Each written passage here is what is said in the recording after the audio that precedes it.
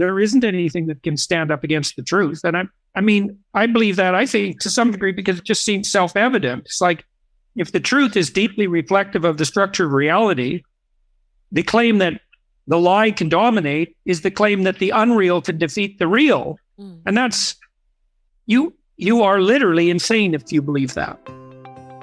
He's a clinical psychologist and a professor and a best-selling author, but I think the greatest thing about him is his commitment to unwavering truth. He just will not bullshit about things. He tells the truth and he digs in and he's willing to look for the truth. He doesn't believe he just has it, but he also studies. What I really wanted him to chat with us about today is, in the middle of all this chaos, seemingly chaos, there is a larger order, and the large order can be found by studying the stories of humanity. You know, the hero's journey is one of those stories. And perhaps, you know, he studies all the great religious texts, but he's been doing a whole series, some of you may have seen, on the Bible, different portions of the Bible. Please help us welcome our friend, amazing soul, Dr. Jordan Peterson, everybody. Give it up for him. Jordan, thanks for joining us. Hey, it's good to see you. Good to see all of you there. Thank you for that introduction. Our pleasure. You have the floor, my dear friend. Well, I think we'll take off from that intro. The first thing I should let everybody know, this is a conclusion that people have come to across a variety of different disciplines. Literary criticism, computer intelligence, robotics, study of perception from the physiological perspective, a real coming together of observations across multiple disciplines. And so here's the fundamental realization. We have to see the world through a story. In fact, if you describe to someone the structure through which you see the world, what you're actually doing is telling them a story. So here's a way to think about it. When you go see a movie, it grips you emotionally. And the reason that happens is because the filmmaker, the writers, provide you with some insight into the goals of the characters. And when you can adopt someone else's goals, you can align your emotions with their emotions. And that means that you can feel what they feel, and that means that you can understand them. And so if you adopt the story that someone else is telling, then you can literally mimic them. You can mimic their nervous system with yours. And you have that feeling of being in sync with someone or in tune with someone. And you have that feeling because that's exactly what's happening. So not only do we have to see the world through a story, but the story that we see the world through determines how we respond to things emotionally. So this is a useful thing to know. You know, if the world is unfolding for you in a manner that you don't find particularly acceptable, if you're anxious and upset and depressed and hurt and hopeless, one possibility is that you're not looking at the world through a particularly productive story. Now, once you understand that you have to look at the world through a story, or that it's inevitable that you will, another question immediately arises, which is, well, what story do you or should you see the world through? And that's the subject of great debate. In fact, the whole cultural war that we're in at the moment, that's turning everything into a kind of chaos, is actually a debate between the promoters of different stories. Now, the postmodern and neo-Marxist types, they tend to insist either that all our stories are fragmented and subjective and hedonistic at their base. There's no such thing as an overarching, uniting narrative. That was the claim of the French postmodernists. Or there's an alternative claim, which is that the only story that really unites people, the only story that really exists, is one of power, and that you can see the whole world as a reflection of the competition between different stories of power. So when you hear the Marxist types, for example, make the claim that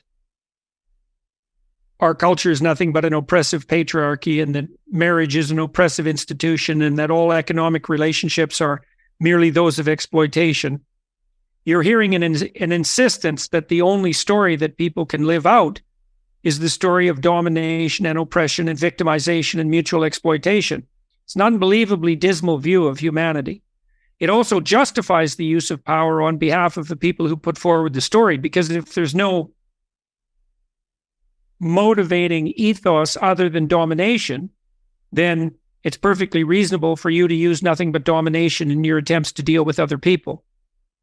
Now, that's a very pathological story. I would also say, by the way, it's a very counterproductive story.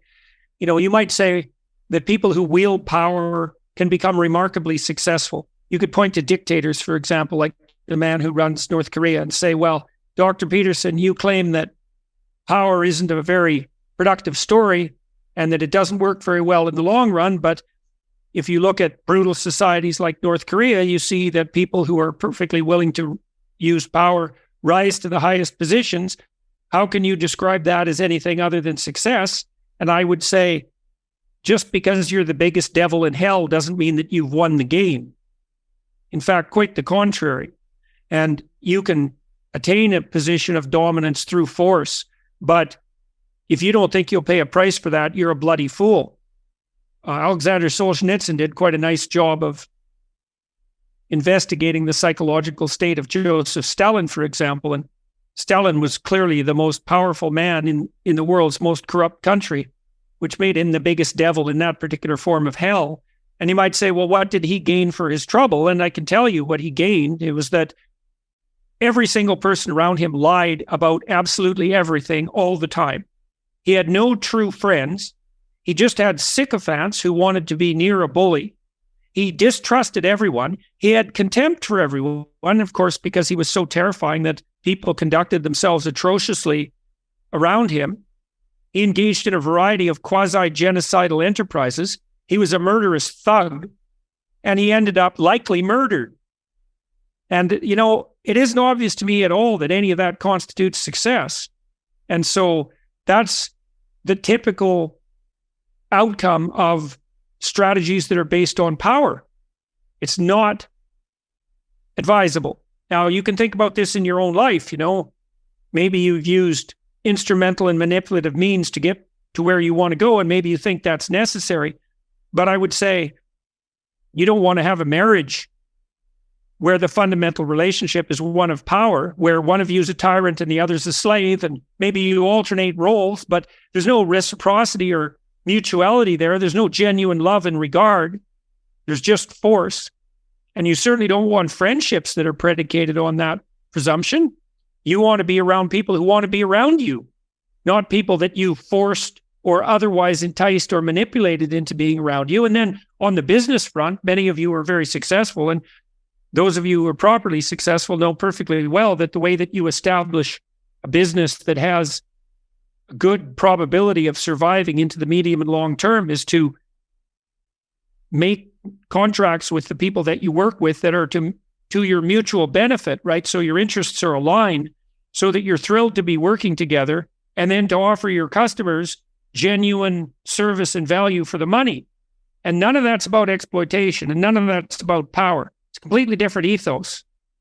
And so you might ask yourself, well, if you're going to characterize the ethos that isn't power, that unites people, that stabilizes them psychologically and provides for social unity, how would you characterize that? And Tony made some reference to this, and there are archetypal themes that echo throughout human history that detail out the fundamental story of life.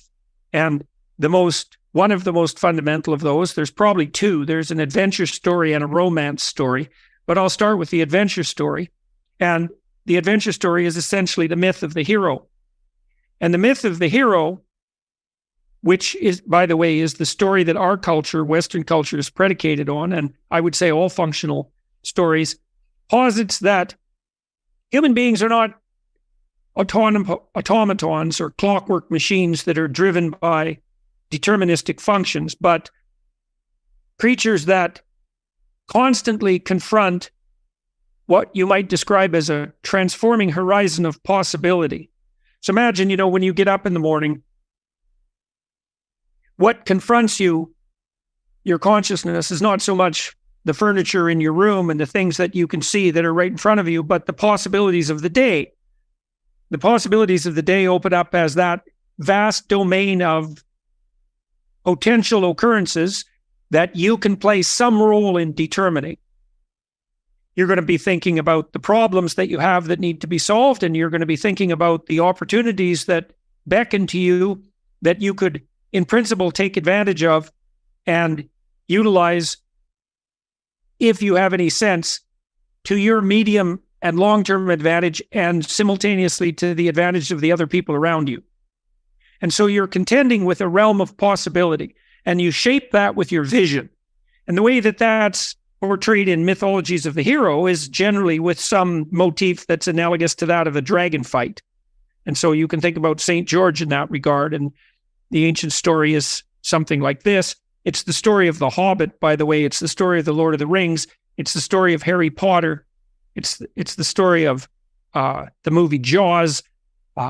It's deeply embedded in the biblical corpus. It's Star Wars. It's everywhere. This story is that there's a city, and it's threatened by the emergence of ancient chaotic forces that were once under control. And a hero emerges who notes the onset of this threat, and who decides to step outside the bounds of the city and confront this creature, dragon often. And a dragon, by the way, a dragon is a symbolic representation of a predator. You know, people say there's no such thing as a dragon, but it's an imaginary creature. It's like, that's actually not true. What a dragon is an amalgam of the features of the creatures that have classically preyed upon human beings. So it's a predatory bird and a predatory cat and a predatory reptile and the destructive force of fire all combined. And so dragon and predator, dragon is the image of predator. And the ancient human idea is that our consciousness, our heroic consciousness, is that which moves out into the world to confront the eternal predator and to overcome it. Now, we obviously do that because we can protect ourselves and our children from predatory beasts. We can also protect ourselves from predatory people, and we can protect ourselves from the predator that lurks in our own heart. That's more of a spiritual twist on the classic St. George and the dragon story, let's say, which is in variant forms the oldest story that we know. What's the idea? Well, the eternal dragon of chaos always threatens the habitable city. And people who are awake and alert and who are acting in accordance with the highest ethical principles become aware that such a threat exists and then decide to confront it voluntarily. And that's the image of the knight, let's say, armored knight, confronting the dragon in its lair. Now, interestingly enough, it's classically the case that predatory beasts, dragons, let's say, hoard treasure. They also hoard virgins, strangely enough. And the reason they hoard treasure is quite straightforward.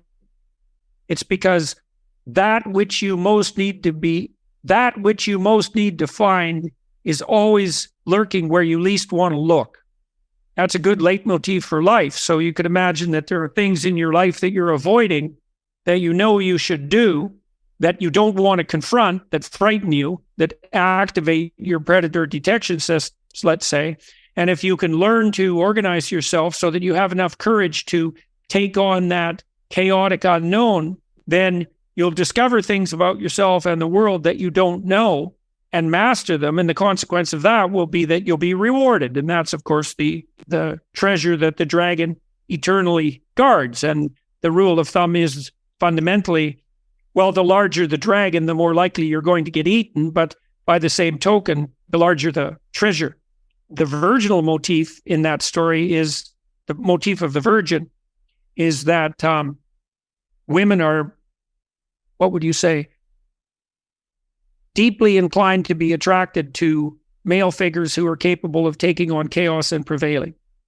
So if you're the sort of person who can confront the unknown in a visionary manner, and you can shape it into the cosmos that's habitable and good, then that also makes you maximally attractive as a partner. And that, as I said, that's the oldest story we know. In fact, the oldest written story we know is a Mesopotamian story called the Enuma Elish, where the main hero, Marduk, is in fact a St. George-like figure who confronts a dragon who threatens the entire world with destruction.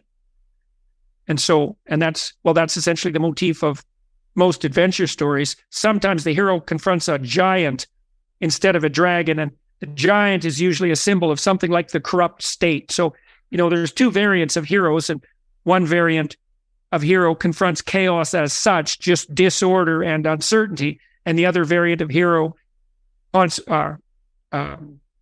confronts corrupt gigantism. That's a good way of thinking about it, and that's another eternal enemy of human progress on the psychological and social front, right? The tendency of organizations to develop into tyrannical giants that have to be slain in order for proper order to be established.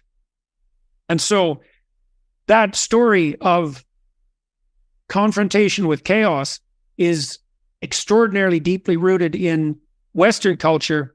You see it expressed in its most fundamental form, arguably, in Christianity, because the crucifix itself is a symbol of something like chaos. So imagine, if you're thinking about this psychologically, one of the things you might ask yourself is, why have we collectively been gazing, for example, at this terrible figure of the crucifix for 2,000 years? And to get a sense of how shocking that is, imagine that the object of worship was a man hanging with a broken neck from a noose. It's exactly the same kind of image. It's an image of state-sponsored torture, fundamentally. It's an image of, what would you say? It's an image of the sum total of all vulnerable possibilities. And so in the Christian story, the eternal Redeemer, who's in principle the model for behavior, is the person who voluntarily takes on the entire chaotic weight of existence. And so in Christ's passion, all the terrible things that can happen to any particular person are amalgamated together and form part of his catastrophic adventure. And so you could imagine in your own life, and this has already happened to many of you in many ways, well, what terrible things might happen to you? Well, you can be hurt physically, badly. You can be tortured, let's say. You can be put to death. You could be tortured physically and be put to death young. That could happen as a consequence of being betrayed. It could happen as a consequence of being betrayed by someone extremely close to you, let's say your best friend or your marital partner. It could happen because the state turns against you. It could happen because the state turns against you even at the hands of your own people. And that could happen to you even if you were innocent. And so you can see that in some ways that's the sum total of all possible fears. And the crucifix is an image of the sum total of all possible fears. And the reason that it's a redemptive symbol, at least in part, is because, and this is why there's a Christian injunction, let's say, to pick up your cross and stumble uphill with it, let's say, to pick up your cross and bear it. The idea is that you're going to be best prepared to take on the true difficulties of your life by confronting the potential existence of all of those problems before they make themselves known.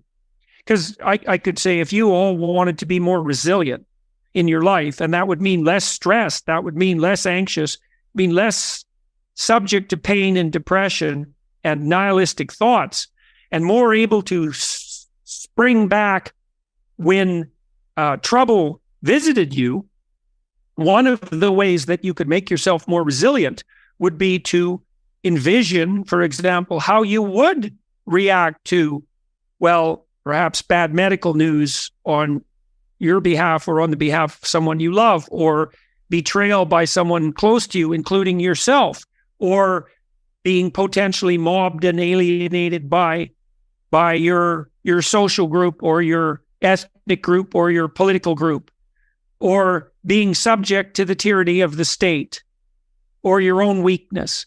To walk through that and to face that as a, what would you say, as a inevitable likely reality and to fortify your character in, what would you say, in preparation for that eventuality.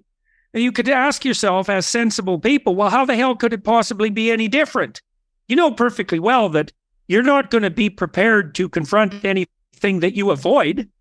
Obviously, how can you prepare yourself to confront something that you're going to avoid? And given that you know that your life is going to be rife with a set of irreducible difficulties, how could you possibly be any better prepared than to face that beforehand and to understand that that's part of your destiny? And then even more, to take that on as voluntarily as something that you're not only willing to do, but maybe capable of learning to do, well, with, I suppose, in a spirit of radical acceptance, and maybe even now and then something approximating joy. You know, it's a lot to ask for, right? That you have to maintain your moral compass and your hopeful optimism in the face of the worst that can happen to you. But what the hell's your alternative? You know, if the chickens do come home to roost and things start to go badly for you, and you are terrified by that and embittered as a consequence, and then you turn away from what's positive and highest, all that's going to happen clearly is that your suffering is going to get a lot worse, and that you're going to distribute that suffering to the people around you. So, like, how in the world is that going to work? And so the radical types, especially the intellectuals, they insist that, well, we can orient ourselves quite well with a kind of subjective hedonism. That's the hedonism of the moment and of subjective self-promotion, let's say. And more Marxist types insist that we maneuver through the world merely as a consequence of our imposition of various schemes designed to accrue to us all the power. But there's no evidence that a hedonistic orientation towards life works, which is why most of us mature beyond the state we're at when we're 2 years old. And there's no evidence at all that an orientation towards power and domination actually constitutes a good strategy psychologically or socially. So all that's complete bloody rubbish as far as I can tell. And I think there's endless evidence now gathered on all sorts of fronts to indicate that that's the case. And then you might say, well, as I mentioned before, what's the alternative? And the alternative is something like full frontal confrontation with the most dreadful elements of existence. So in the Christian story, I could take it one step further, because this is also very interesting to note. So to imitate Christ in the Christian sense is to take on the full catastrophe of vulnerable existence, right? To face the reality of death, to face the reality of torture and betrayal at the hands of friends, enemies, and the state. To understand that that's part and parcel of destiny. But, you know, it doesn't end there, and that's quite interesting too. I don't think that you've lived a very deep life or a very long life if you haven't come to understand at some point in your life that there are worse things than death, and maybe worse things than pain. You can see this make itself manifest in people who develop post-traumatic stress disorder. People who have PTSD are generally not merely people who've been hurt by life. They're people who've been touched by malevolence. You know, and it's one thing to suffer, but it's another thing to suffer pointlessly at the hands of people who are doing nothing but trying to produce suffering. And that's not a bad definition of evil. And so, and anyone with any sense who has paid any attention at all, for example, to the history of the 20th century, knows perfectly well that a sensible person clearly admits to the existence of evil. I mean, how else would you characterize what happened in Nazi Germany, or in the Stalinist Soviet Union, or in Maoist China, or now in North Korea? I mean, if you don't think that's evil, then you don't attribute the same meaning to the word that I attribute to it, let's say. It's a stark reality. And so you might add that to one of the stark realities that you have to confront along with the contemplation of your own morality, is that you have to contend with the existence of malevolence. And the way that's laid out in the Christian story, which is a variant of the hero myth, by the way, the deepest variant of it, arguably, that you have to confront malevolence itself as well as mortal vulnerability in order to maximize your resilience and, weirdly enough, to foster the deepest levels of hope. You see that in the Christian story with the insistence that when Christ was crucified, he not only died in some real sense and had to go through all of that, but also had to descend to the depths of hell itself and to encounter the deepest abyss of human malevolence. And I would say that's also morally incumbent on us. I mean, this is a terrible thing to tell people, right? Because it really means that in order to become everything you could be, you have to face the worst that there is to face. But then again, like I said, if you think about that like a sensible person for 15 seconds, you understand very quickly that you're not going to develop your character by shrinking away from things. And you certainly aren't going to do that with your kids. You don't tell your kids, listen, son, the best thing to do in life is to shrink away from everything that's difficult. Not if you're someone who actually loves your son and wants to encourage him. You say instead, look, kiddo, there's something within you that can respond to any challenge, no matter how deep. And that maybe you encourage him to take on the most abysmal challenges in the hopes that he could succeed and become who he could be. And that's the appropriate fundamental orienting story that all healthy people and all thriving states has to act out and interpret the world through.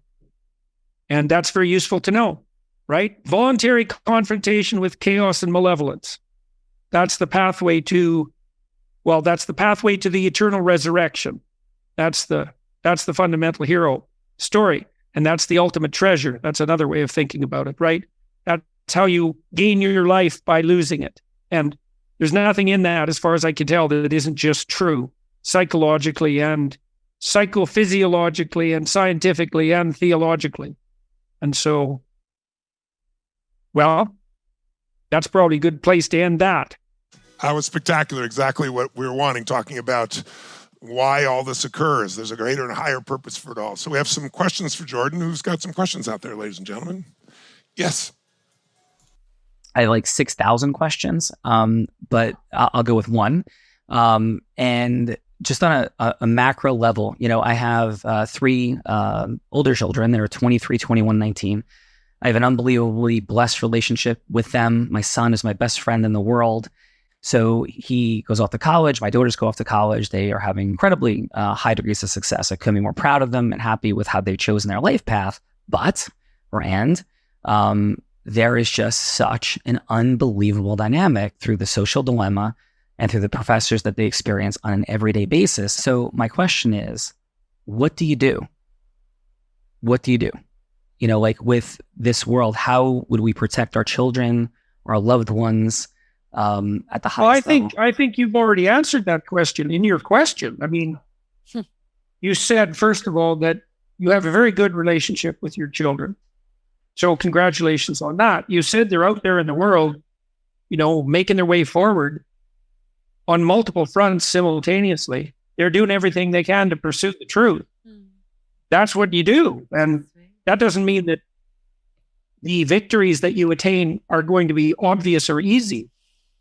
I do believe that there isn't anything that can stand up against the truth. And I believe that, I think, to some degree, because it just seems self-evident. It's like, if the truth is deeply reflective of the structure of reality, the claim that the lie can dominate is the claim that the unreal can defeat the real.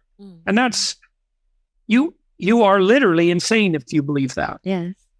So if your children are doing what they can to live by and speak the truth, they'll find their way. And the beneficial consequences of that wayfinding may not be immediately obvious, but that's also partly why you need to have faith. Because here's a good way of thinking about faith. Let's say you have faith in the truth. Well, but then if I tell the truth, I'm going to get into trouble. And then you might think, well, then I better not say what I have to say, or I better lie in this situation, because otherwise there's going to be trouble. Well, that just means that you have misplaced faith in your current interpretation of trouble. Because a deeper faith says, and this is very useful to know, if you're telling the truth, whatever happens is the best thing that could happen. Yeah. Right. That's the statement of faith. So in the opening sections of Genesis, it's the word of God that creates habitable order out of chaos. And that's analogous to this process I described before of confronting chaos and generating order in consequence. Now, every time God uses truthful speech to create a new element of the world, he notes, and repeatedly, that this is good. Well, there's that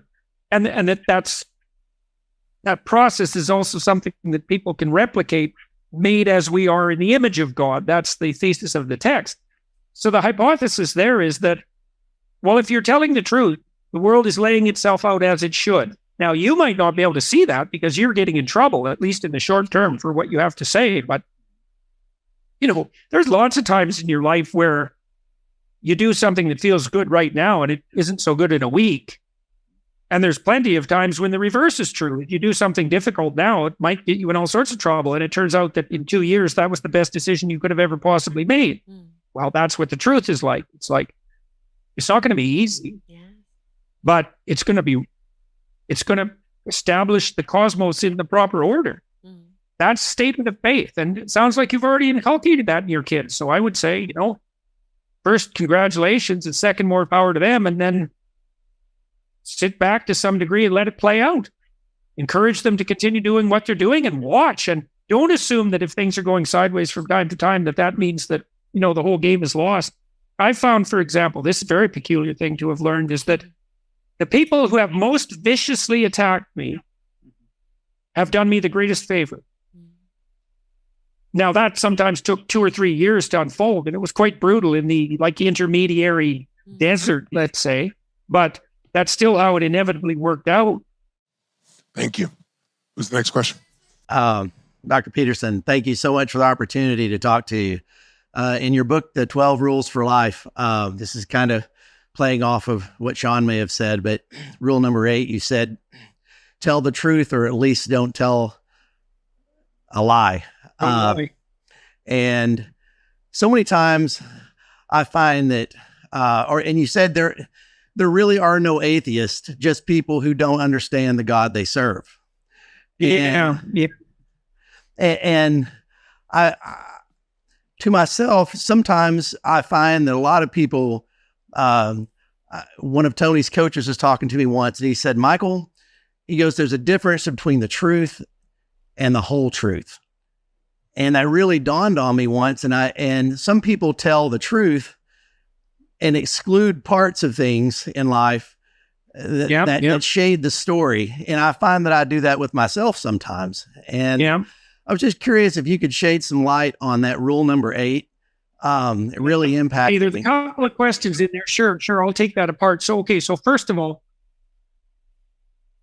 it's not a straightforward matter to tell the truth, partly because, what the hell do you know? We're all steeped in ignorance, right? Yeah. So none of us are, in the final analysis, capable of telling the truth. We can get better at approximating the truth with time, but we don't have full access to all knowledge, and so everything we say is going to be partial. Now, having said that, it's still perfectly reasonable to distinguish between what's true and what isn't. How do you start doing that? Well, someone might say, I don't know how to distinguish between what's true and what's not true in the final analysis. And I would say to them, but you'll find times in your life where you're inclined to say something or do something, to say something you know to be false or to do something you know to be wrong. Now, there may be times when you're ambiguous and ambivalent and you don't know, but that's not what I'm talking about. I'm talking about those times when you actually know, and you can tell, because if you're going to say something that you know to be false, it fragments you internally and makes you weak. You feel what could be the ground under your feet shifting. You're lying and you're betraying yourself. And I would say, and this was the purpose of that rule, was Well, stop doing that. First, stop doing that. Just stop saying all the things that you are saying that you know perfectly well to be false. And then at the same time, you can stop doing all the things you know that you shouldn't do. Well, what will happen as a consequence is that your speech will become more precise and your vision will become clearer because you're not cluttering yourself up with obvious falsehoods. And then if you continue doing that, your capacity to distinguish between what's true and what's false gets more and more sophisticated. And if you do that long enough, you might actually get to the point where you could actually start to tell the truth instead of just not lying. At least some truths, at least some of the time. And that's a pretty good start. And then that can expand out across time as you become expert at this. And then you might say, well, why bother doing that? And I can tell you why you should bother doing that. It's very straightforward. There will come a time in your life where you have to make a very fine decision. It might be one that your life depends on, or the life of someone you love, or a relationship depends on, or your business depends upon. And you'll be torn apart at the point where you have to make that decision. And if you can't rely on yourself at that moment to make the right decision, you could lose everything. Now, you might ask yourself, well, how do you ensure that you can rely on yourself in a situation like that? And I would say, well, if you spent 20 years practicing lying, you can be bloody well sure that when push comes to shove, you're going to make the wrong decision. You're going to want to be, when things get rough around you, you're going to want to be in a situation where your eye is clear and your tongue is sharp. And so if you've practiced diligently, one might even say religiously, to abide by the truth, then when you're cornered and the chips are down and you have to go left or right, and one of them leads up and the other leads down, you're going to pick the right route. And if you know that, like if you meditate on that, if you understand that that's coming, that can scare you badly enough so that you'll stop saying things you know to be false. You'll pay the price for that. Then you add another interesting twist to that. You said that often people, these are more subtle liars. They'll sort of half tell the truth. They'll tell the truth in a way that enables them to manipulate towards an end. Yeah, well, that's a particularly pathological form of lying. That's actually using the Lord's name in vain, by the way. You know that famous commandment? Do not use the Lord's name in vain. That doesn't mean to not swear. It means do not pretend to be serving God when you're not. And that's that kind of lie that you described. Telling the truth is a very tricky issue because you have to be aiming up in all ways to ensure that what you're relating isn't manipulatively self-serving at some subtle level. And it takes a long time to orient yourself at enough levels simultaneously so that you're no longer playing those sorts of games. So, but you do that by practicing. You do that by practicing not lying. It's like, you try to make that a vow. And you can clear yourself up an awful lot. A lot of what you do with people in psychotherapy, a huge part of it, is you help them disentangle themselves from the web of lies that they found themselves trapped within. Decades of lies sometimes, or multiple lifetimes even, because you do see families from time to time that are so wrapped up in lies that it goes back 3 or 4 generations. It's just lies nonstop at every possible level. And so all of that has to be sorted out. And you often are doing that working as a psychotherapist. You can do that with a sustained moral effort on your own behalf. I mean, part of what you're doing, if you're a religious practitioner and you go and confess, is that you're trying to remind yourself about what lies you're telling. And you do that so that maybe you can stop doing it. And it's a practice. And you can get good at what you practice. So really what the Dickens process is, if you think about it, that we all do, right? People finding what the lies are that are holding them back and changing them right then and there with enough emotion. Question, Mary. Thank you, Dr. Peterson. Thanks, Tony and Sage. I've heard you say, Dr. Peterson, and what I love about these stories of mythology and biblical stories is, I've heard you say, it de-isolates us, and it gives us something that's like, wow, I'm not alone. A lot of people feel this way. And, hearing you explain this and sitting through some of the speakers that we've had earlier, I have the feeling that, wow, this world is continuing, like the chaos keeps coming. And it feels like overwhelming when I really think about the big picture of it sometimes, and the complexity of it all, and the things like, I will never understand this, whether it's financials or AI or all that the world is moving into, the dynamics of countries. I'm shaking just talking about it. I'm wondering, my experience is almost like there's these islands of order. I find that in my family. I find that in a safe community, mom and dad, friends. But it's like, I don't know if that's a woman's perspective of like, wow, there's a lot going on out there. And I'm just trying to like cling to my people and something that I understand. Is that a proper No, I think representation? I think you've got it. No, I think you've got it right. I mean, first of all, it's inevitably the case that, what would you say? You confront an infinite expanse of ignorance.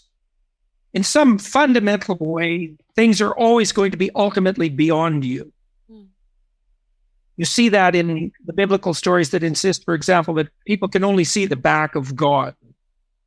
And so it's an existential reality that there's going to be more coming at you than you can manage and master.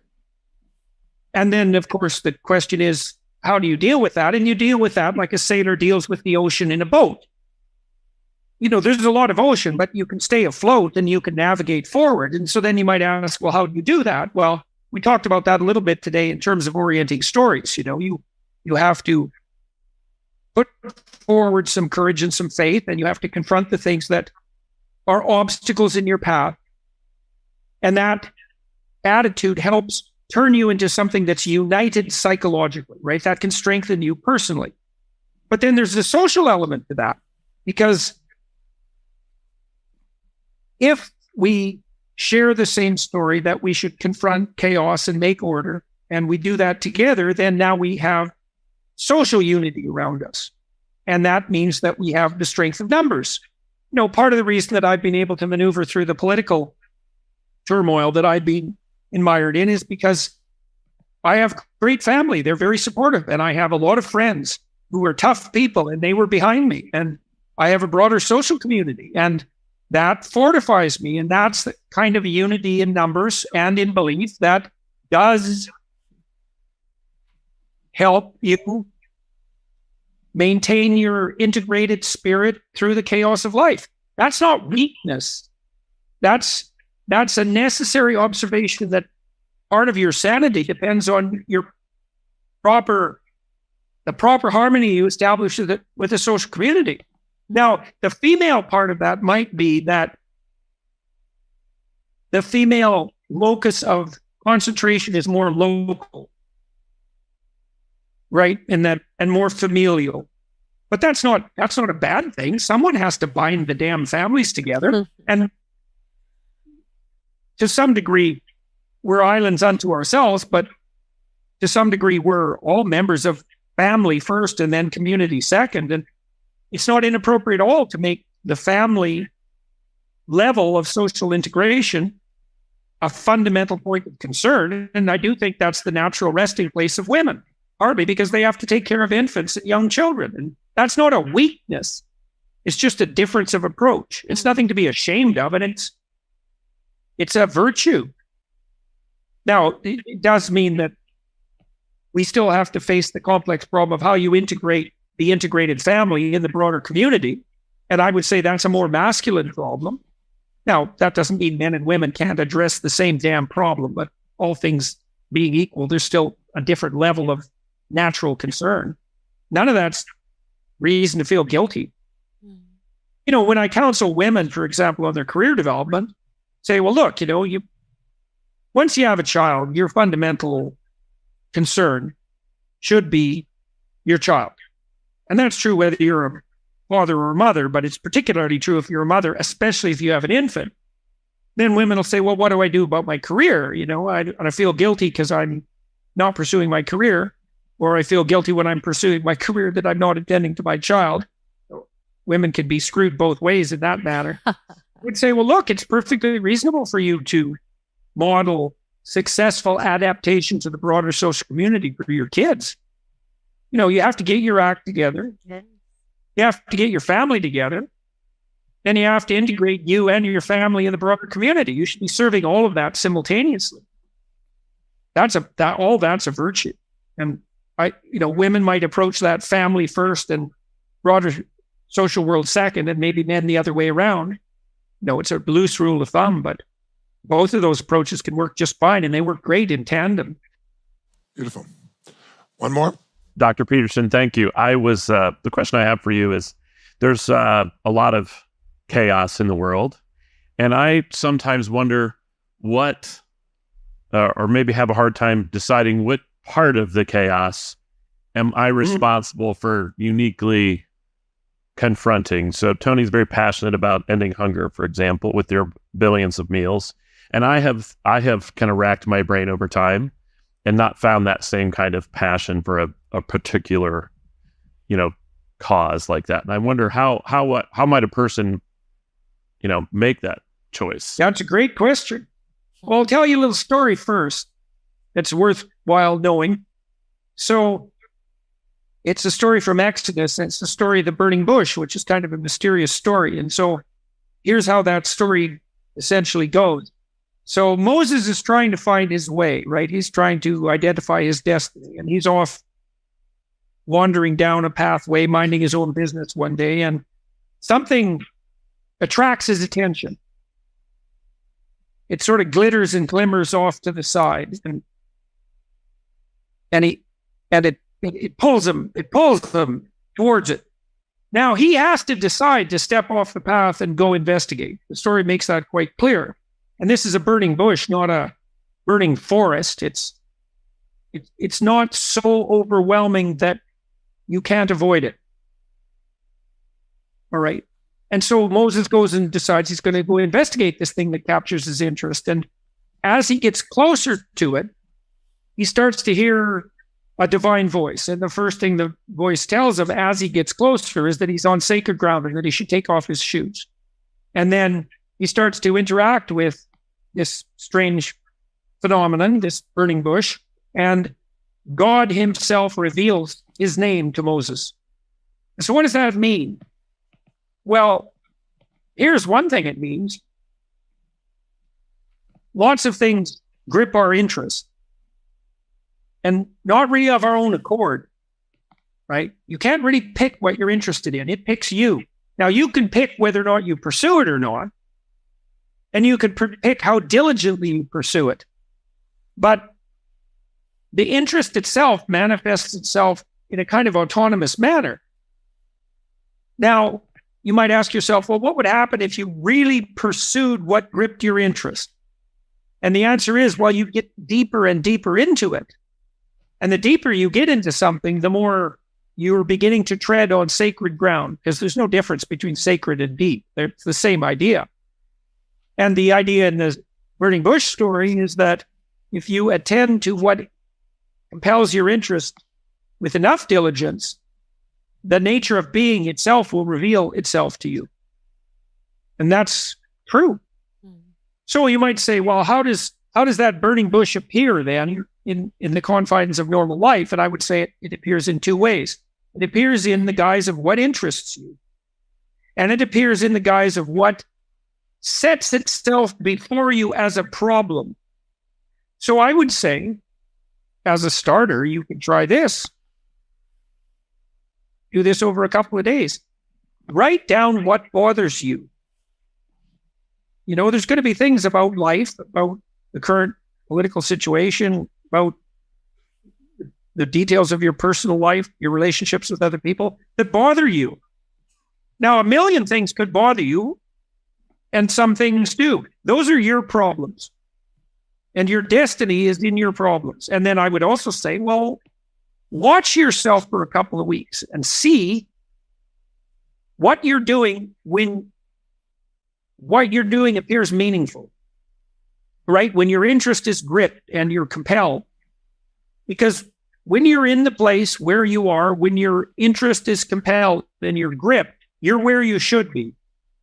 And one of the things you want to learn is how to be there more. You have to kind of treat yourself like a stranger to figure that out because, well, as you said, you haven't been able to find your path precisely. Well, that means you don't know who the hell you are. Well, that's what it means fundamentally. You may know some things about yourself, but you don't know yourself as deeply as you might.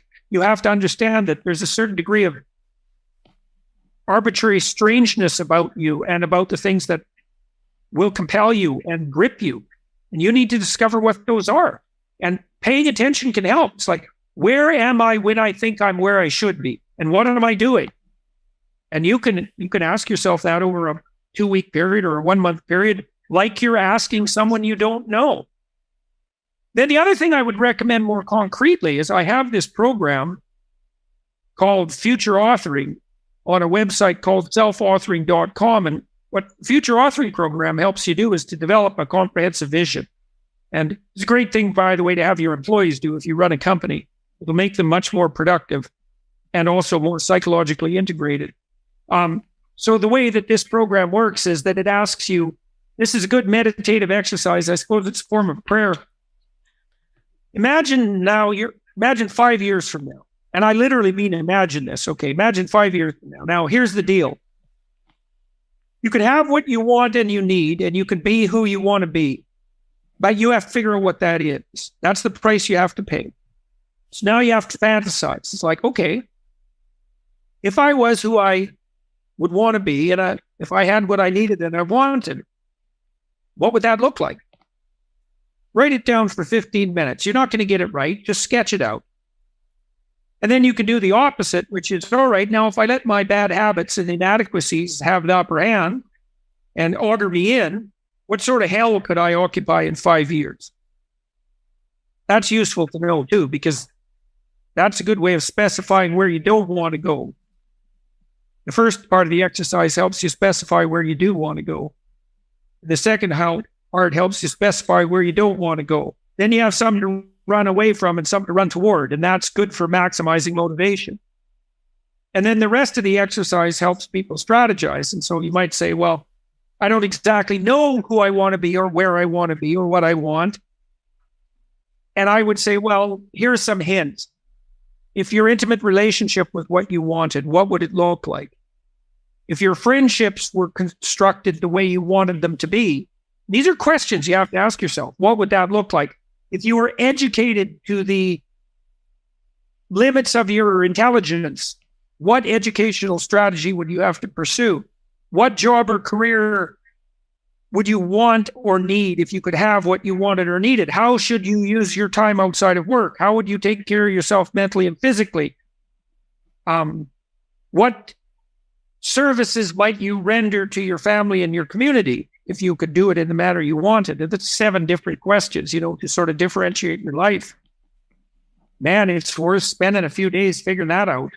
We did that with university students before they went to university, and it dropped their dropout rate 50%. 90 minutes of writing dropped their dropout rate 50% and raised their grade point average 35%. So you need a vision, man. You need a vision. And you can develop a vision by pursuing what's interesting to you. You can develop a vision by taking the problems that beset you seriously. And you can develop a vision by working with yourself to develop a vision. Let's say you love someone, maybe you have a friend, maybe it's your wife, maybe a child, and you really love this person, and you say to them, I really like to know what you want, and knowing that, maybe I can figure out how to help you. If you would let me know. You can ask yourself the same damn question. Imagine that you dared to assume that you were worth attending to, and that it would be okay if things worked out optimally for you in the best possible way. Just imagine for a moment that was okay. Well, then you could ask yourself, well, all right, what would that look like?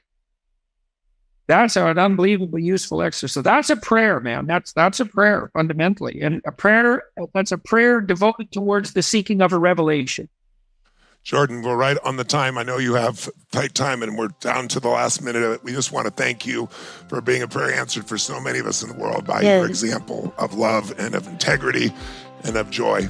Please give it up for Jordan, ladies and gentlemen. Jordan and Sage, we just wanted to say thank you. It's such an honor to have you here, and thank you for your sincerity. Thank you for your goodness. Thank you for your brilliant mind, your generous heart, and for shedding illumination on this beautiful path called human life.